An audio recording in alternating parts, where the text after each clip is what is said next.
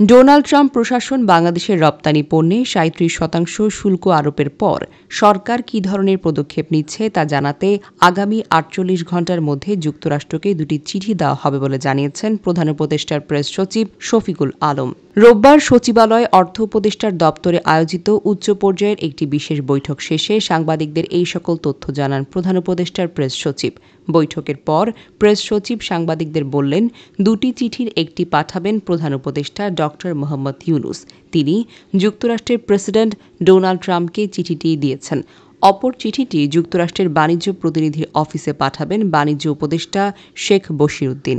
Press সচিব জানান, চিঠিতে বাংলাদেশ সরকার মার্কিন যুক্তরাষ্ট্রের রপ্তানি সহজ করার জন্য কী কী পদক্ষেপ নিয়েছে ও নেবে এবং বাংলাদেশে ব্যবসা ও বিনিয়োগ সহজ করার জন্য কী পদক্ষেপ নেওয়া হবে তার কৌশলগুলোকে তুলে ধরা হোক। প্রধান উপদেষ্টার হাই রিপ্রেজেন্টেটিভ খলিলুর রহমান বলেন, শনিবার যুক্তরাষ্ট্রে নিযুক্ত বাংলাদেশের রাষ্ট্রদূতের সঙ্গে তার কথা হয়েছে। রাষ্ট্রদূত যুক্তরাষ্ট্রের ট্রেড রিপ্রেজেন্টেটিভ অফিসে কথা বলেছেন। সেখান থেকে যে সংকেত পাওয়া গেছে তাতে বাংলাদেশের চিন্তাধারার সঙ্গে তাদের মিল রয়েছে। আগামী ২-১ দিনের মধ্যে করণীয়গুলো চূড়ান্ত করতে পারবেন বলে আশা করছেন তিনি। পরিকল্পনা উপদেষ্টা ওয়াহিদ উদ্দিন মাহমুদ বলেন, শুল্ক আরোপের বিষয়ে যুক্তরাষ্ট্র যে পদক্ষেপ নিয়েছে চীনসহ বড় বড় অর্থনৈতিক শক্তির দেশগুলো পাল্টা পদক্ষেপ নিচ্ছে।